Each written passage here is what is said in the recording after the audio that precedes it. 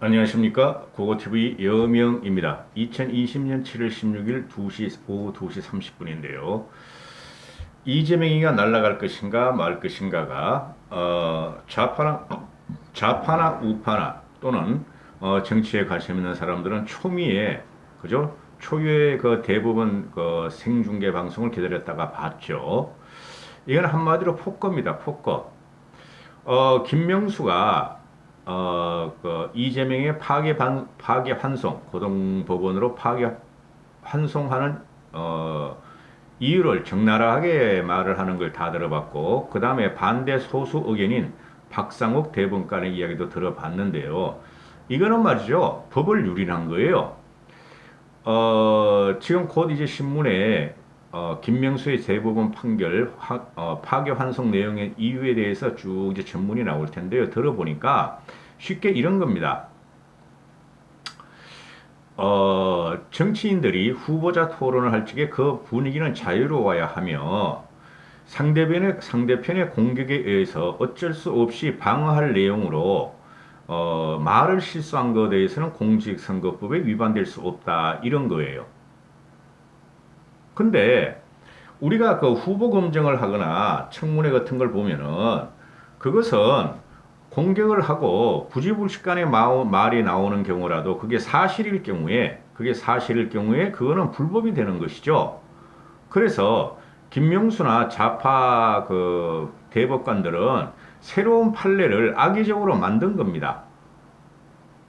요점이 그겁니다. 김명수가 파기환송하면서 이재명은 죄가 없다 한 것은 말이죠. 어, 자유롭게 토론하는 자리에서 부지불식간에 거짓말 같은 말을 했다. 그것이 전체적인 맥락을 볼 적에 그것은 부정행위라고 할 수 없다, 이런 내용이에요. 그런데 전체적인 맥락을 보더라도 그 이재명이 당시에 성남시장을 할 적에 보건소장으로 하여금 강제 입원을 시키게 했잖아요. 보건소장한테 압박을 해서 보건소장은 이재명의 말에 의해서 할 수 없이 이재명 형에 대해서 강제 입원을 시킬 수밖에 없었다, 이렇게 이실직고를 했잖아요. 그걸 갖다가 이제 김영환이가 후보자 토론회에서 당신 이런 적이 있느냐 없느냐 했을 적에 이재명에는 그런 적 없다, 형의 강제 입원에 대해서 자기는 지시한 적이 없고 협조한 적이 없다, 이렇게 말하잖아요. 완전히 배치되는 거죠. 그렇죠. 그러니까 이걸 갖다가 김명수는 무죄를 줬다는 거죠. 좌파 찐덕이 그 대법관들은. 근데 이제 박상욱 대법관이, 그건 아마 보수 진영이죠. 박상욱 대법관이 반대 소수 의견을 내요. 그 12명이더라고요. 대법관이. 뭐 그렇게 많은지 모르겠어요. 12명인데 반대 의견을 4명인가 5명이 냈어요. 그죠?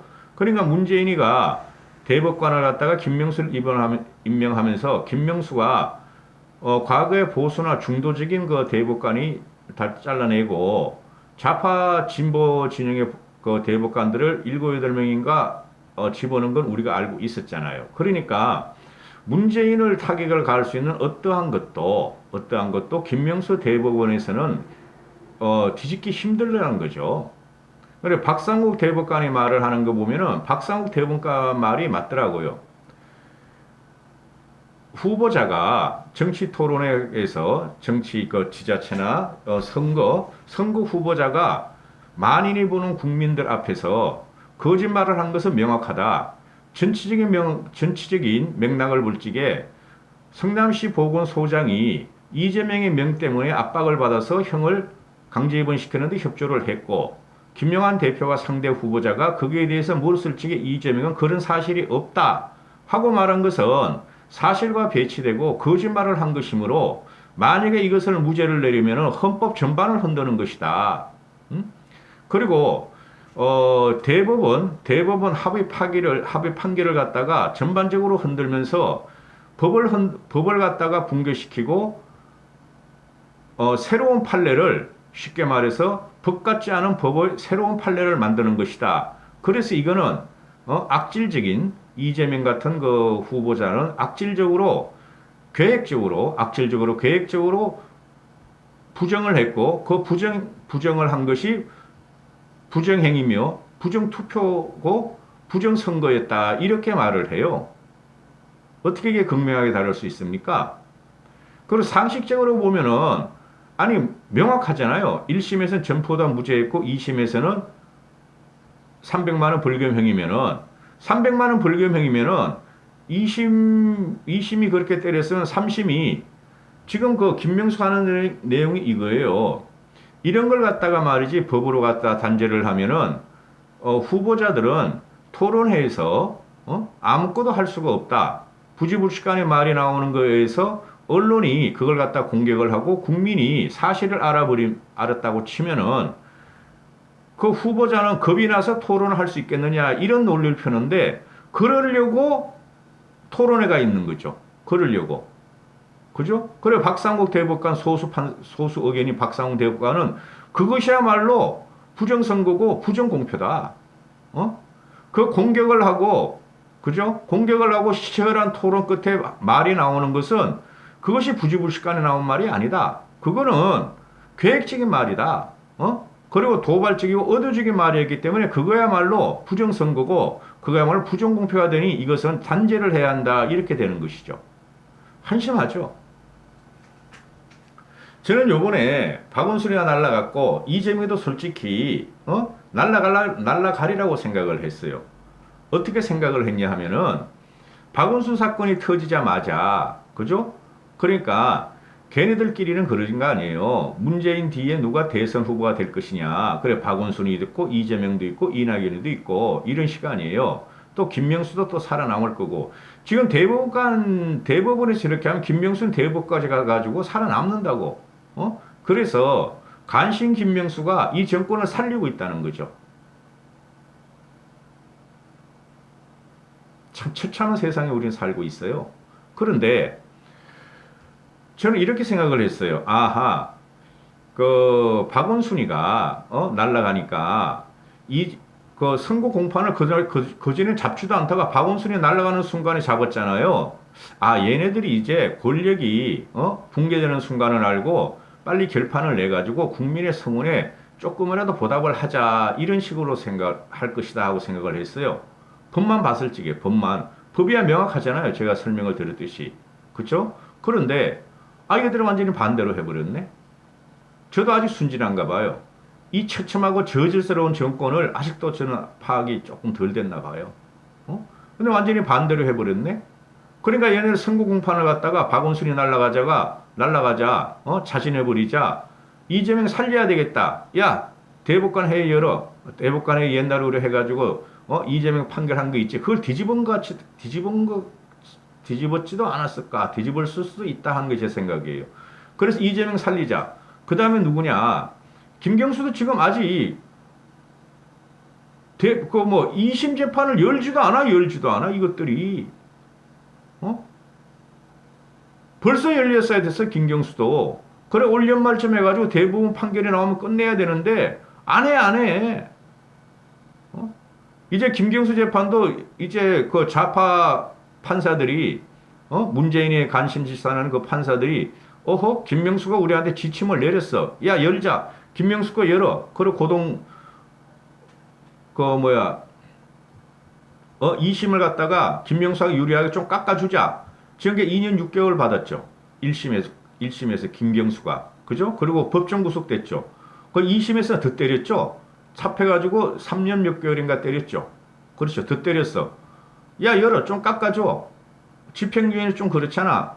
징역 2년 6개월 법정 구속됐는데, 야, 한 1년 좀 깎아주자. 그리고 대법원 가가지고 말이지, 무죄 만들어버리자. 이런 업무를 꾸밀 수 있다는 거죠.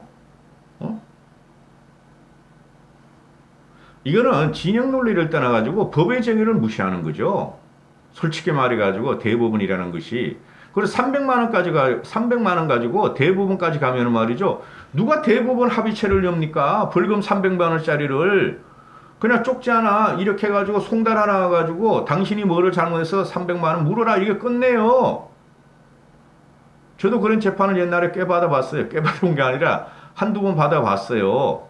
나 때문에 그런 게 아니라 우리 직원이 그래가지고 벌금형이 대법원에 가는 경우도 없고 만약에 대법원에 가면은 대법원에서 저는 합의체를 열지 않고 이렇게 생중계를 안 한단 말이에요. 그냥 너 300만 원 불급받아서 이러이러 해가지고 네가 변명을 못해서 300만 원이 맞아 하고 대부분이 99.99999%가 거의 100%가 2심의 불금형은 그냥 그대로 매겨버린다고. 그걸 뭐 법리 해석을 해. 불금형을. 근데 김명순이 갖다가 정치적인 사건이라 그래가지고 대법원에서 받아주고 이걸 갖다가 그동안 공포 안 하다가 선고 안 하다 오늘 해버린 거야. 응? 굉장히 강하다는 거죠. 얘네들이. 힘들어요. 이 정권 쓰러뜨리려는 거. 진짜 힘듭니다, 여러분. 김경수도 살아날 것 같아. 꼭 이런 느낌이면은. 지금 재판하는 거 보면 김경수 말이죠. 전부 다 자기는 그런 적이 없대. 그리고 솔직히 증거도 좀 불확실해.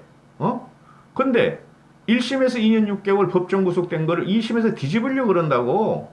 2심에서 무죄 나오면 끝나는 거지. 그래, 김명수가 오늘 이거 뭡니까? 생중계로 한 거는 지가 면피를 만들려자는 거야. 면피를 만들고 나 이렇게 충성했어. 문재인 알았지? 그리고 좌파 다시 결집해가지고 절대 물러나지 말고 정권 뺏기면 안 돼. 공격 앞으로 이렇게 된 것을 생중계로 모든 국민한테 선전포고했다. 반대 진영한테. 이렇게 보고 있어요, 저는. 응? 뭐 이런 경우가 다 있습니까, 여러분? 다른 거 다 떠나가지고 법으로 따라서 2심까지 300만 원 벌금형은 그게 왜 대법원 합의치까지 가냐고. 그냥 피고 소인한테 당신이 이렇게 300만 원 벌금까지 온 것은 당신이 법적으로도 부족했고 해가지고 이거는 어쩔 수 없이 300만 원 벌금 맞아라 하든가. 그렇죠? 이게 어떻게 생중계할 것까지 되느냐 이거지. 난 혹시나 하고 기대했었어요. 아주 기분이 더럽네요, 오늘도. 2시에 말해 이재명 날라간다는 것 같다. 썸네일을 화끈하게 붙이고 말해 축하 이재명 날라갔다 하고 붙이려고 그랬는데 징글징글해. 징글징글해. 응?